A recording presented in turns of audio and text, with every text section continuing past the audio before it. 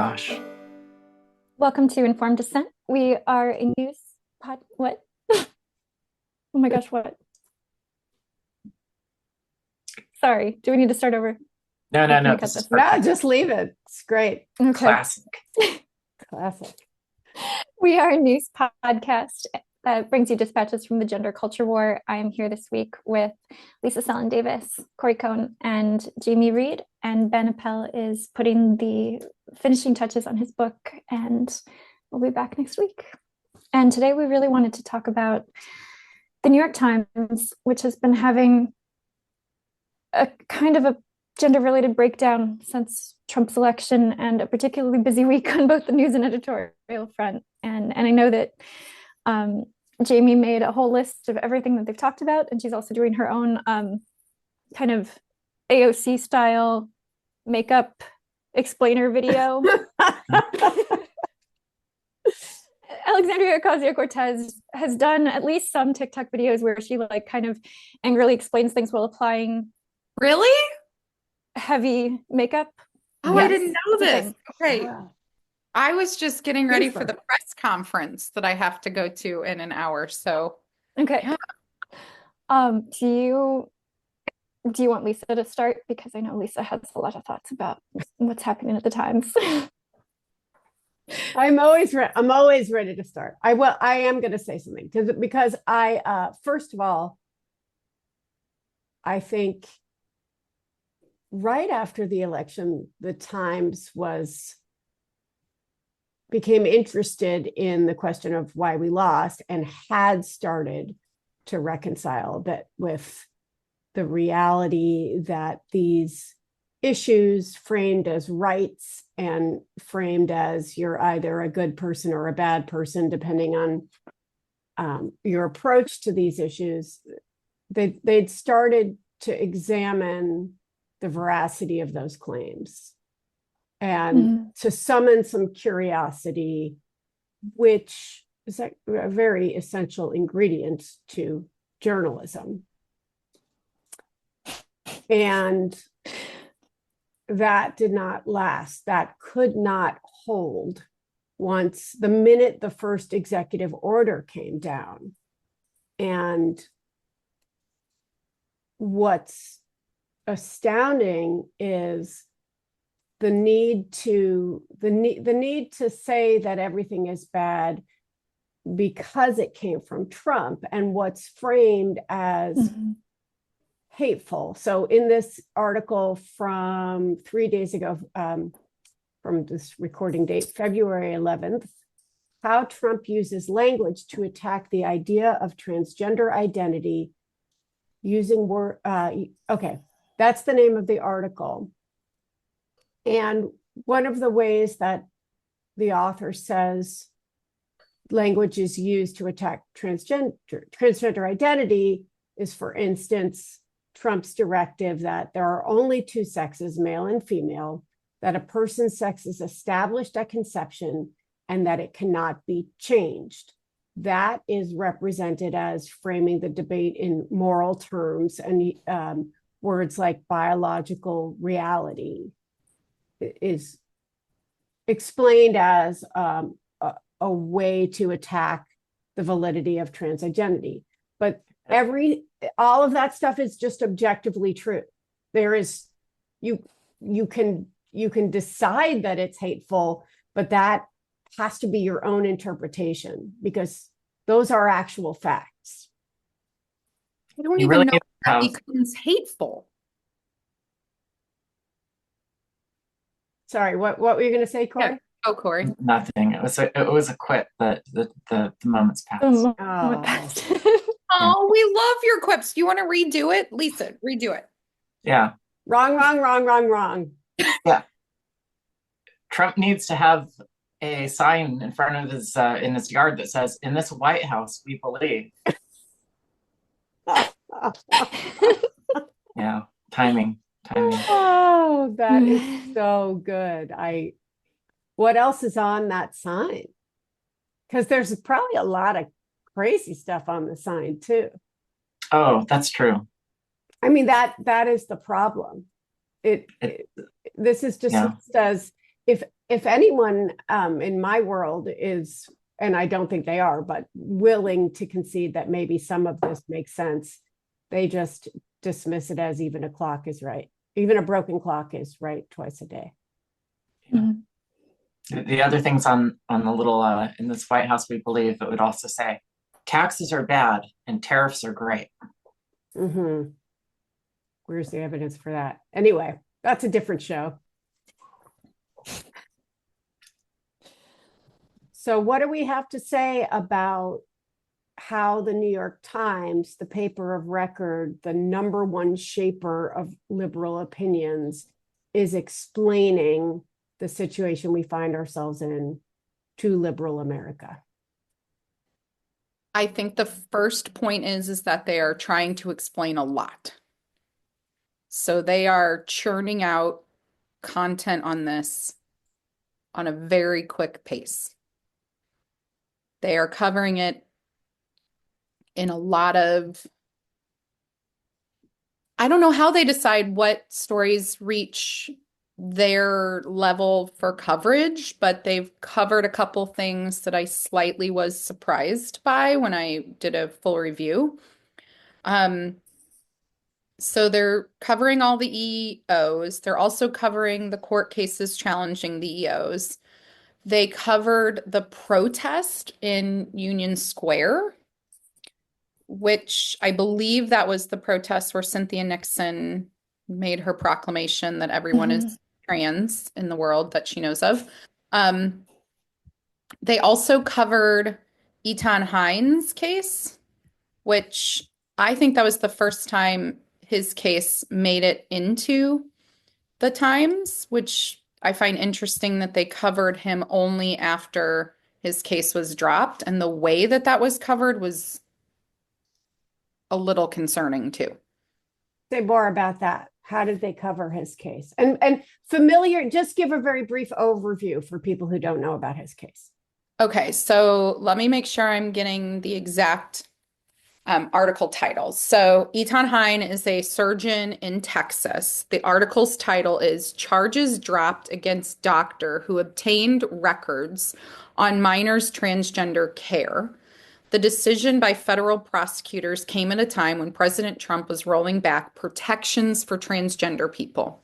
Somehow they're managing to frame his case being dropped by the federal prosecutors as an attack on transgender rights, including a quote saying the dismissal of the charges was yet another assault on transgender rights from Equity Texas or Equality Texas. So somehow they managed to flip his case into he was attacking transgender rights, and therefore the dropping of his prosecution was somehow attacking trans people. This, I think, comes back to records. There's this huge narrative in the trans community that any sort of list or record or database is somehow akin to being tracked by the government. And so we also saw that in Ohio. So when Ohio went to pass their restrictions, Governor DeWine, right? DeWine wanted the state to just start keeping like some basic numbers. How many people are transitioning in the state? And people thought that that was akin to like very bad. I wonder if some of that has to do with, you know, part of the growth of this movement of let's say transgender versus, you know, transsexual, the casting off of categorization and the sort of gathering of all of these different presentations of gender dysphoria or iterations of transsexualism or autogynephilia, right? There are just, you could break things down into categories, but they all huddled beneath the transgender umbrella, which was another way of, you know, not having to interrogate the etiology, not having to understand where these desires or feelings come from. It's all protected by how opaque it is. And so, and that, starting, I think in 2013, I think it was 2013 when it moved from gender identity disorder to gender dysphoria, that everything becomes amorphous in order to protect the individual desire to essentially get whatever they want. Mhm. So keeping records, keeping track, medicalizing it, even though what you're asking for is medicine, quote unquote, is offensive. Yes, I see exactly what you're saying. And to also, from a data science perspective, I want those categorizations and I want counts and I want to know what resources are we using and how many people. And I want to know that also because part of what so many people get so up in arms about when we use phrases like social contagion or socially driven or socially mediated forces, I think part of it is we don't want those counts because then we see numbers and percentages, which is interesting because that to me goes right back to the New York Times. So they pointed out in one of their articles, oh, by the way, the numbers are really high in New York State. They're really high compared to the rest of the country. And then there was no interrogation of why. So then Mhm. why might those numbers be higher in a blue state, in a very urban center with, 8 gender clinics right next to it? Like, what is driving what? Um, but that lack of wanting there to be clear statistics really troubles me from just a social science perspective.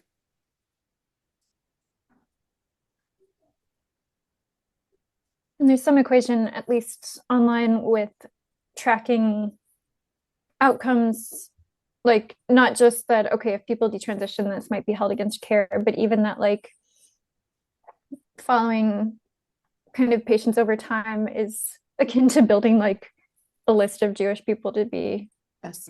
deported to like death camp. Like, there's this really kind of crazy side to it where it's like, it's not just the curiosity of, okay, we don't want to know more. Why don't we want to know more about how this is working for people? There's also the kind of hysteria, but the really tightly bounded curiosity where, like, we don't really want to know why there would be so many more people who identify as trans and seek transition in New York. Is or like, we don't want, with the Cass review in the UK, the adult gender clinics didn't want to link up the records of the young patients when they moved into adult services. Like, why don't we want to know what's happening? And if you think that this is life-saving care, ethical care, you have to defend it. If you think it's working, why wouldn't you want to do that? Well, are we still pretending that anybody believes that this is medical care? Well, I mean, the arguments, New York Times is. Yeah, and yesterday the stay on the executive order regarding pediatric gender transition, like, that's also saying, like, okay, well, this is like life-saving medical Yes. care. So yeah, I think the artifice is still out there. I mean, But- they've resurrected the artifice, that they were peering over this wall after Trump got elected. And one of the things that's interesting, for instance, in the article that I was talking about, is that it acknowledges now, let me go back to, I took some notes on it, that it says many supporters of Mr. Trump's trans policies across the political spectrum have chafed at what they see as pressure to replace sex with gender identity. So it admits that there are people on all sides worried about this, but then the article only quotes people from the Heritage Foundation. Yes. Okay. So That was one of the things I was looking at. Who were they quoting? And every Mhm. time they're pulling a quote, it's an LGBTQ plus org on the one side, and then they're only pulling a quote or finding a quote from ADF Heritage, when I think there are people screaming down the pipeline at them, like, don't quote them, you can quote us instead. You could quote the Jamie from the LGBT Courage Coalition. You could quote any of us. You could quote You could quote Stegum. you could quote Democrats for an informed Right. approach to gender. You could quote Wolf, right? And that is one of the things that I have been trying to tell reporters. And actually, maybe we should put out a list of people, non-right-wing people you could quote if you wanted to. Do you think it's just that they don't have that list? Partly. I think it's sort of like habit, and you go and you're looking, you're doing your due diligence of reaching out to the other side for a quote, but What are you talking about? I'm talking about the New York Times reporters. Oh, I guess maybe they have different standards than the Washington Post reporters. Why? Because you had a hit piece. Yeah. Right. Talk about that a little bit for the people. Well, only very briefly, because it's old now and not relevant. But in the news section of the Washington Post, they ran a story about my very, very close friend and comrade, Carrie Callahan, who worked arm in arm with me to help stamp out trans rights in Ohio. I'm joking. I'm kidding a little bit. No, she was a co-founder of the LGBT. Oh wait, what is it called now? The GCAN, the Gender Care Consumer Advocacy Network. And she had some regret about having been involved with an organization that was nuanced, because as Upton Sinclair said, when you make money on it, you got to have your opinions conform to it. Anyway, I said briefly, here I go. The Washington Post ran a whole puff piece on how brave and courageous she was, trying to ensure that children could change sex in Ohio, and how repentant she was for having anything to do with moderation on this. And the height, or like the apex, the climax of this puff piece on her, which was in the news section, is how she confronted me in the state legislature, and how I callously laughed at her as she bravely confronted me and all of the kids who were being hurt. The Washington Post never contacted me. It's a news story, not even an opinion thing. Never contacted me to get my side of it, and I just assume that's how the New York Times works also. So I'm extremely jaded. I believe that these organizations are influenced by social justice movements.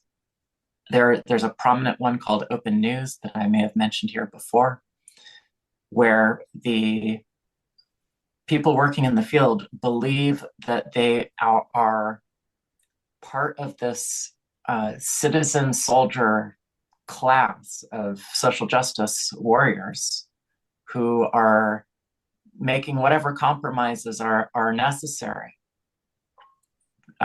with their own personal ethics and principles, if it leads to a world where there is more of the quality of social justice, whatever that means for them.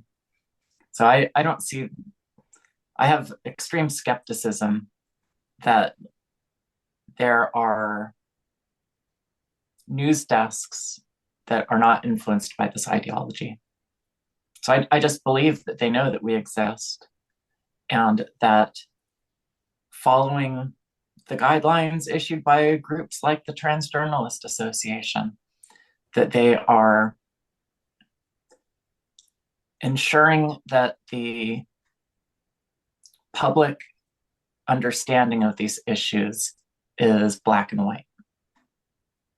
That So, that they need to do that they have a responsibility to do that.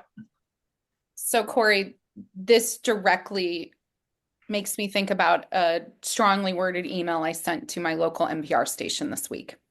Okay.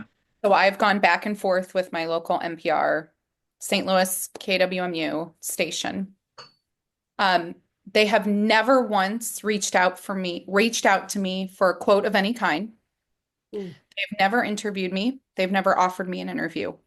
Yes. Have asked them pointedly, if you had a whistleblower in your backyard on one of the most culturally contentious issues in the United States at this time, essentially the only whistleblower in the US directly from a center like this. Mm.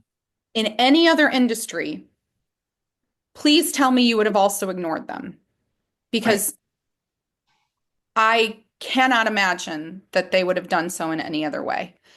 I actually went through all of their written coverage of this issue since my story broke. They have had on the air, hour-long programs, I think 3 of them with parents of trans kids locally, 1 hour-long with 2 trans children locally. They brought Aaron Reed and Evan Urquhart and did an hour-long local program about me, and yet they have never spoken to me. And I have now asked them pointedly, essentially, your reporters won't even cultivate a relationship with me. This is not, on some level, I don't even give a shit if you're going to quote me or not. But to not even attempt to cultivate the relationship, I think goes back to what Lisa kind of was pointing out about who are these newsrooms. It's not that they don't know we exist. I think that they know we exist, but they're not even willing to have that background dialogue. And that to me is even more of like shows how in depth of the religion that they're into, because we are like the apostate. They can't even speak to us. I want to complicate it a little bit in that I think, first of all, since 2008 or 9, the media, it's just a completely different world. You know, when I started working in this industry, it was at this time of massive expansion of magazines. Remember magazines? And the Make America Great Again scenes. Yeah, oh my God. How do you do that, Corey? How do you do? Oh God, never thought about it. But anyway, that's brilliant.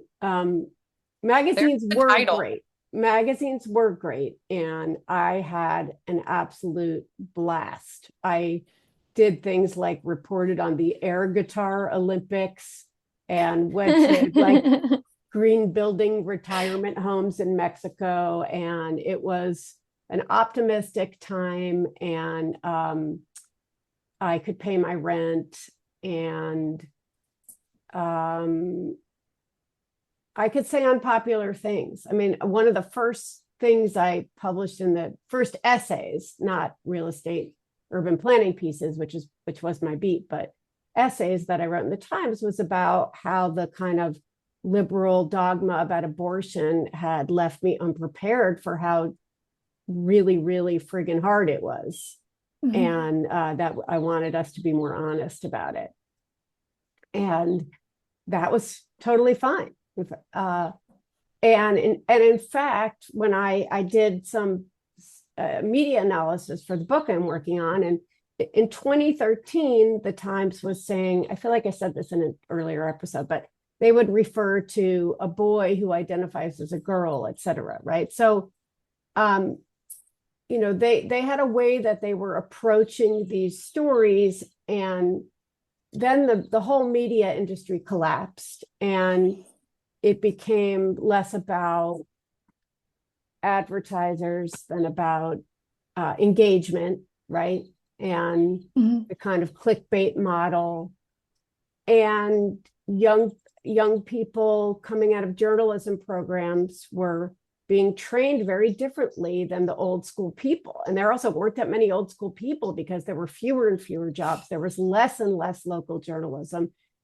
It was a more and more elite job because, ironically, the less it paid, the more you had to have like family money to do it, or a rent stabilized apartment, whatever allows you to do it. And the actual people doing the reporting became more and more uniform, and meshed with Trump derangement syndrome and the idea that of both sidesism, right? That using quotes from us, literal Nazis, right? And pretending that they carry the same weight as the victims of these policies is a fallacy. So they have no understanding of what the job is, and also trying to be objective, right? Part of postmodernism is there is no objective truth. Okay, that's fine. Maybe there isn't, except we still have to try to get there. But it all got kind of abandoned in the face of, my job is to expose injustice and protect vulnerable people and marginalized people. And we shouldn't be giving multiple sides, well, both sides equally, and there aren't multiple sides. So I think the older people, the kind of Gen X people, like some of the people who are reporting right now, have no idea that they've been swept into this madness themselves. That's my context.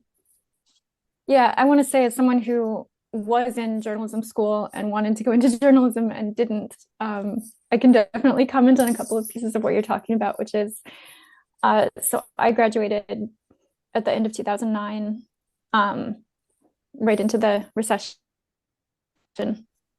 The time that I was in journalism school, we would have seminars about how there was no possible objectivity, and it kind of made it seem like, okay, what's the point? Why are we here?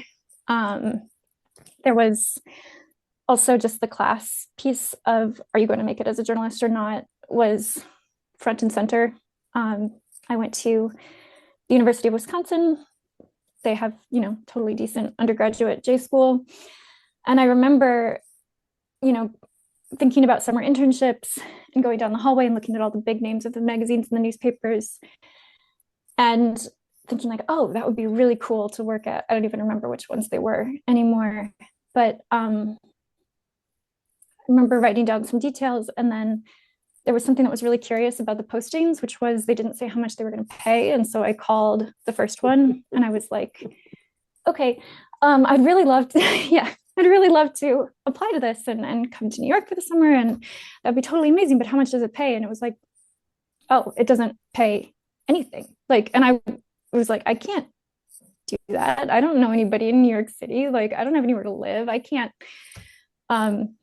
pay rent and buy food and do everything for free. How would I do that for a whole summer?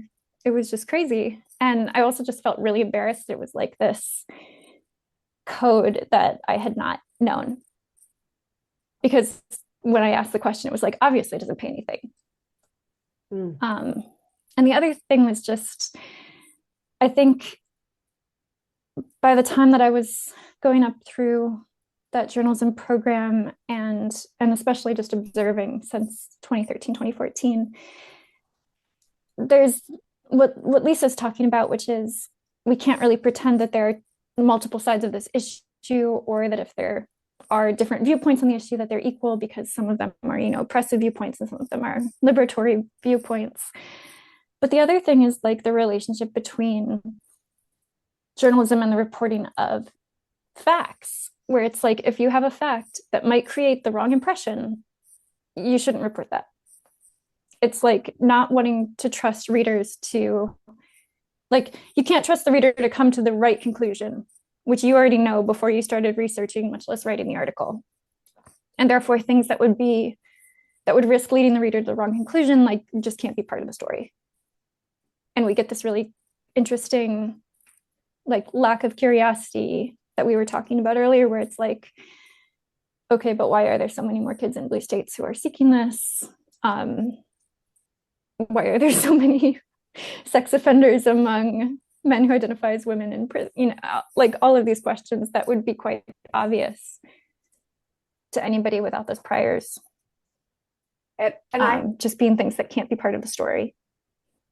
But think Can I this, ask Eliza though a question though? So, Yeah. but you still are Yeah. kind of working as a journalist. It's not really the same. I mean, I do. What do you think is the I do difference do a now? little bit of- You do publish and you do write articles Yeah. and you have some really strong things to add. So, do you think that you've had to carve out your own kind of journalism in a different way than what? I mean, it was just obvious that I was never going to have like the life that Lisa's talking about, reporting on the air guitar conventions and stuff like that. Like that didn't really exist anymore by the time I graduated. But I was also not going to be part of whatever the next pared down version of that was. So I do some reporting now, but yeah, I feel like it's something that wouldn't exist without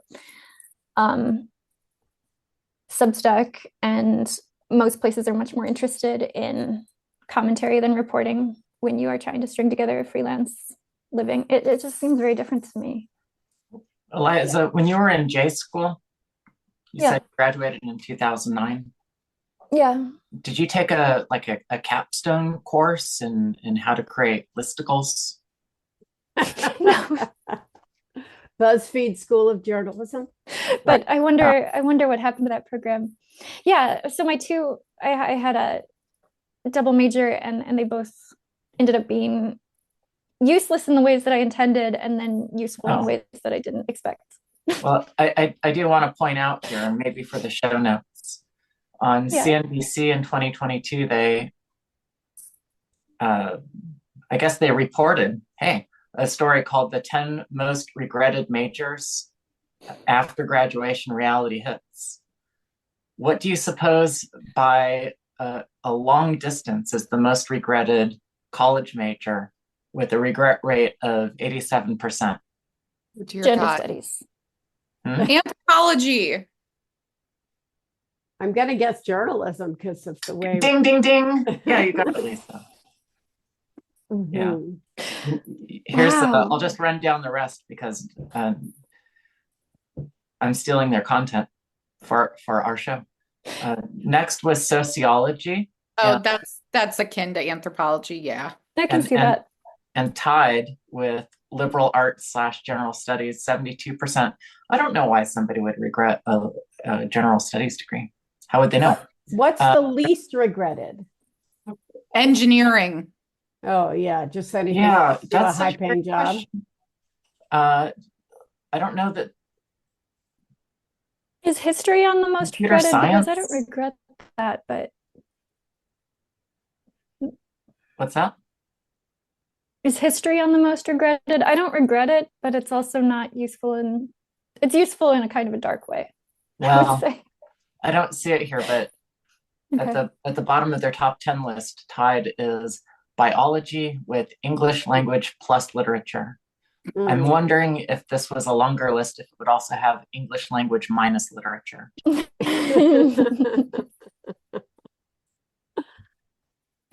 Oh, Lord. But it doesn't have Marxist feminist film Right. as one of the most regretted. Experimental feminist video and neo-Marxist theory. Come on, No, guys. no, Get it right. people eat up that stuff. They love it. They love it. Actually, if you talk to any of them, how many people admit regret? None. It would be It would be devastating. yeah, Yeah. that's just what the capitalists want you to admit. The only thing people regret is knee surgery. Yeah. I do regret my undergrad. It was in cultural anthropology, and my thesis was entry and existence in a countercultural anarchist community. Yeah. Yeah. Well, you listen, I think what we're coming up against is a kind of countercultural anarchist community, except they're completely institutionalized. I mean, some of what we're talking about in the resistance to categorization is a kind of anarchy. I'm making a stretch.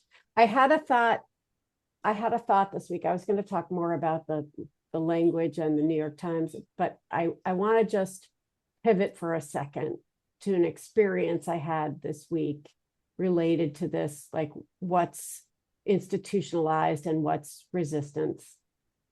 I went to a lesbian speed dating comedy show. I guess it's I don't know where the slash is in that. How does this? Okay. Yeah, do you have something to tell us? Speed dating is, yeah, explain. Okay, it was a comedy show by a really funny comedian named Ariel Isaac Norman.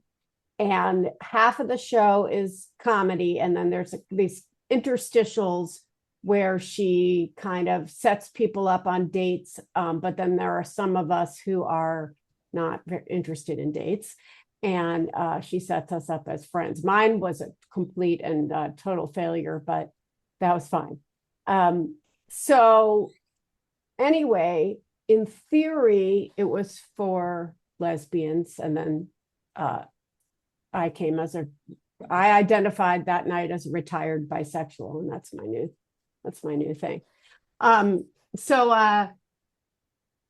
Anyway, you fill out a form and you say, if you're interested in romance, you fill out a separate form, and you fill out like, poly or monogamous, and then femme top, femme bottom, right? It's the opposite. There's a lot of categorization there. And then did you say right cheek? Did you say femme top, femme bottom, and right cheek? I did not say right cheek, but Oh, okay. But that's one I haven't heard of, so we can make that up. I didn't either, so I thought there was a new category that I was not aware of. Yeah, right cheek. So anyway, several times during the night, she brought up some lesbians to pair them. And let's see, they're probably Oh no. You're just making me feel bad, Lisa, because I did try to make my own break into comedy, but I just couldn't make the forms funny enough. No, but Lisa, where are you? You're going to say who they brought up. Who did? Yeah, the lesbians were like 80 to 90% young men. Oh, they seem to be on the spectrum, I would say. Awkward. I mean, one of them was wearing a very tight dress and kept putting his hand over his bulge. And it was a very, very difficult experience for me, which is fine. Like I'm glad I saw it. So Ariel was asking, who's a good sport, was asking them questions as if they were female, things like, when you were a kid, were you more tomboy or more girly girl? And they're answering the questions as if they had girlhoods. Did you film that? No, I didn't film it. Although I think there is a video of it, and I don't want to, No, it's not about making them feel bad, but right. But I think that they also have no idea that they're not lesbians, that a man cannot be a lesbian, and also that they likely believe that anyone who would suggest that a man can't be a lesbian is a bad person who hates them. I was thinking about how it's so deeply institutionalized and so common now, especially where I am in Austin, Texas right now, that it's not even an act of rebellion. And my thought at the end of the night was that conservative is going to be the new punk. It is. What do you mean? I just mean, like, this is they learned this in school from social media. Their doctors believe it. the TV shows they watch promote it. It is the most common mainstream possible narrative, even though they're doing this thing that in theory is very transgressive. It's in their world, it's not. So the most Yeah, it's the new picket fence and 2.5 kids. 2.6. No, I mean, seeing my own 16-year-old and my 14-year-old, I mean, granted, they're in the Midwest, but I'm like the most, I would think radical liberal mom they could get. And they are very conservative. It's especially on this. Yeah. What do you think the basis is for that for them? Um, Is it your experience or is it their no. experiences at school? No, I don't think it's my experience because for a long time, I kept them relatively kind of away from what I even do, to the point where, I mean, my 14-year-old literally just found out what I do over Christmas and Googled me or searched me on Reddit and came and said, Mom, everyone hates you. Like it's news to him. Lisa's right though. This has been shoved down their throats, and it's been shoved down their throats by the authorities. And so when something is shoved down teenagers' throats by an authority, the act of rebellion is to go against it.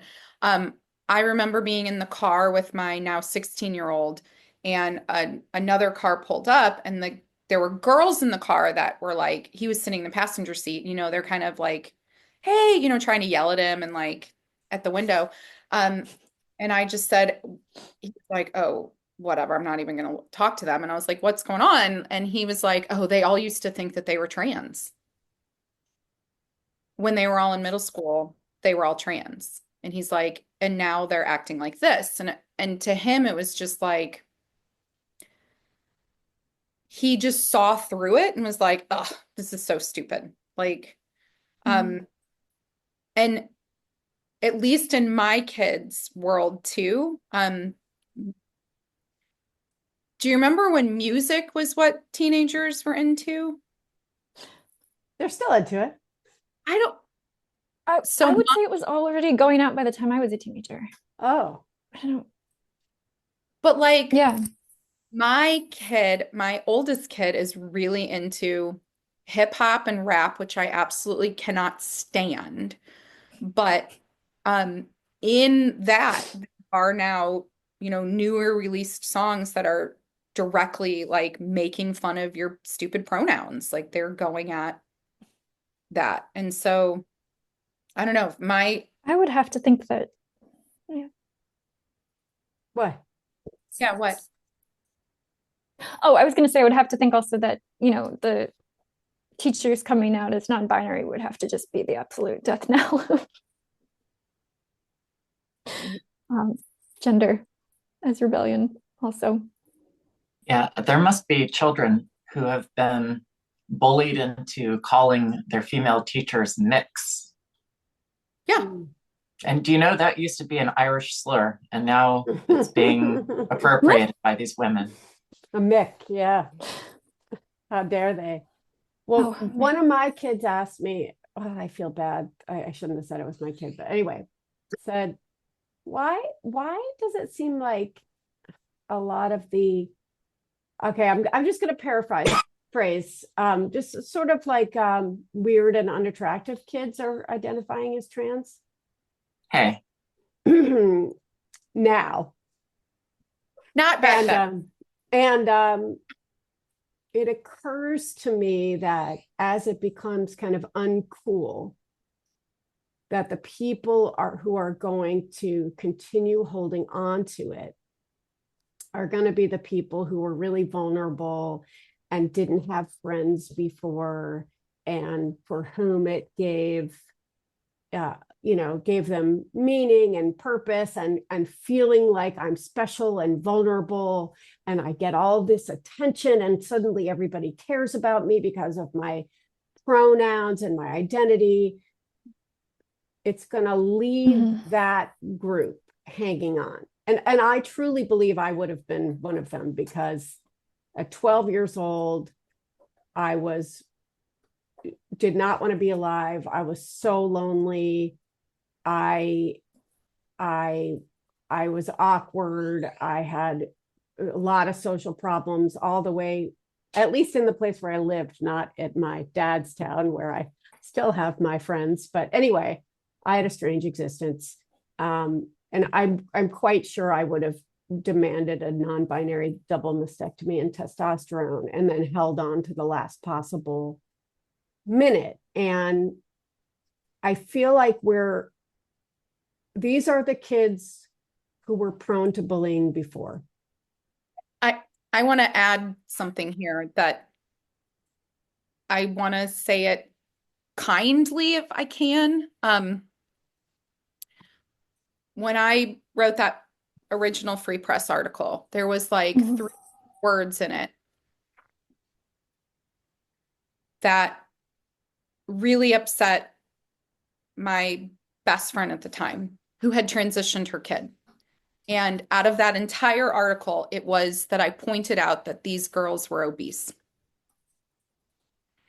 And when my best friend came over that night, she was livid because she had transitioned her kid at my center and she had felt like I had given her the green light and told her that the center was a great place, even though I always made sure I had nothing to do with their case. And I said, ethically, I can't go into your kid's chart. I can't case manage your kid at all. There's an ethical line here. But she said that what upset her kid the most was that I pointed out that they were obese, that these girls were oftentimes, and the research that I did in the center was primarily around disordered eating and weight, because the girls were Mhm. obese to the point where we had swaths of the patients. And I think, Eliza, you've seen this in the Reddit too, where they are too heavy for surgeries, that they're getting turned away because of Yes. BMI for surgeries. That was what this young woman was so offended by. Not that I was saying your trans identity might just be, but it was over that, still that shame over weight.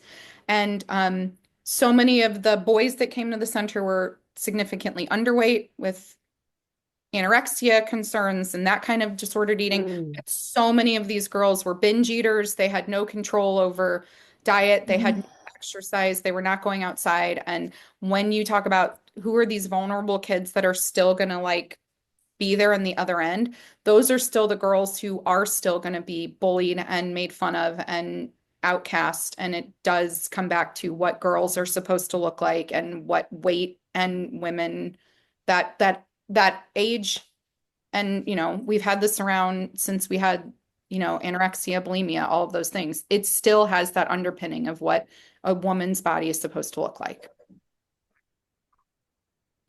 I'm very Mhm. concerned that the kids left in this ideology or identity are actually the vulnerable kids, and that we are, if there was this period when maybe they were, yeah, all these ideas were shoved down people's throats, but they also were not bullied really during that time. Maybe that, the overcorrection was bad, but I fear that that the environment could be even worse for them, and it's not their fault that that all of the institutions did the wrong thing by shoving these ideas down people's throats and creating a backlash. It's not their fault, but we find ourselves in this really tense place where the media is still saying it's hate versus, pure innocence, love, perfection. And the advocacy groups are still claiming hysteria, and people are saying that biological reality is a hateful term, and we are not talking about how do we help people now. Like, we cannot continue the way we were. There is too much backlash. Too many people got hurt. Okay, but some people are still going to cling to this, and I don't want them actually bullied and harassed. I don't want them hurt. But we're still training them to be mentally ill. We're still telling them that they're weak and everyone hates them, instead of, hey, look, if you're going to identify this way and do this, the school policy might not support it, and people might make fun of you, and you're going to be okay. If you're really into this, then just be really into it. Whatever it is, fortifying kids. I know Therapy First is going to have this webinar, and I wrote something about what you could actually say to kids, but we need the media, going back to the New York Times, since we're coming up on an hour anyway. We need the media, we need the schools, we need the grown-ups to deal with the situation we find ourselves in which the vulnerable kids may be more vulnerable than ever. Well, what do you think, Corey? You lost it. I think we're on a hard time stop this week. So I think we ought to maybe close there. Because Eliza left us. I don't know what would. Her I think her internet was bad. Yeah, but I'm here in Sacramento. I need to go do a press conference. Hence the transformation as we've been recording. Yeah. I don't recognize you anymore. Thanks. Thanks, Corey. All right, let's do recommendations. Okay, I'll do mine so then I can jump off. Okay. I really liked the Bar Pod Valentine's Day. They did singles ads for Valentine's Day, and they're so heartwarming. If anybody needs a date or a new friend, check out their Substack. They have all of these great posts, and I think that they're real email addresses, including the please don't murder me at gmail.com. So that was my fun thing. Bring out my. Okay. Eliza, we're doing recommendations. I have to go get mine. Do you have one? Oh, Eliza's email is bad. We're going to buy her better email with our. Yeah, sorry, my connection is really bad, and I dropped out, and you're be eating pretzel salt. It's really great. I don't know if you guys can hear me, but yeah, highly recommend pretzel salt on chocolate ice cream. Corey? Well, no, just in a bowl on the desk, and you can just talk a little bit. Okay, pretzel salt. We'll link to that. I have to plug my own native podcast this week, because today we released our review on the movie. What is it called? Emilia Perez. Oh, Emilia Perez. We watched the whole thing, and then we did a follow-up. Can we? Oh, yeah, we didn't even talk about. That's not gender related, although you can share it. It's movie related. We didn't even talk about how the New York Times wrote about the controversies over the Oscar nomination of the quote unquote actress who plays Emilia Perez, and how in the article about the controversies, none of them included the fact that the Best Actress nominee is male. So we'll link to some of the greatest hits of the New York Times this week in the show notes. I do love me some heterodorks. I walk around sometimes listening to it and just cracking up. Yay. My recommendation is I don't know how to do this, but I'm obsessed with needle felting. So I've been making some birds. Wow, your skills like really ramping up quickly. That's amazing. Corey saw me. I got a kit, and then I had kind of abandoned the kit because I don't like to follow directions. So I've just been making these Wow. I don't even know what they are. But I'm so impressed. I made some amazing flowers, but I gave them away. But anyway, look at that's my bird. That's so cute. Put a bird on it. I am really enjoying needle felting. So it's like incredibly soothing. You're stabbing something all the time. Stab, stab, stab. Yeah. Okay. Mhm. I would also like to welcome our listeners, viewers to share their non-gender recommendations because it's really important right now because this subject is somehow even crazier than last year. Yeah. Okay.